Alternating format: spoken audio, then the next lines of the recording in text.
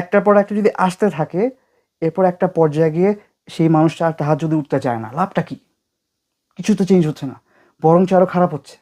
যত তাহাজ্জুদ পড়তেছি আরও খারাপ হচ্ছে, যত কোরআন পড়তেছি আরও খারাপ হচ্ছে, যত চাচ্ছি আল্লাহর কাছে তত আরও বেশি খারাপ হচ্ছে। তার লাভটা কি? সেই মুহূর্তগুলায় আল্লাহ যেটা আপনাকে আমাকে বলতেছে কোরআনের মধ্যে, কোরআনের কাছে আসো, এটার মধ্যে তোমার সব আনসার আছে। তুমি বলতেছো আল্লাহ আমার সাথে কথা বলে না, আল্লাহকে তো আমি বলতেছি আল্লাহ আমার কোনো সাড়া দিচ্ছে না। আল্লাহ তো সাড়া দিয়ে দিছে কোরআন শরীফের মধ্যে।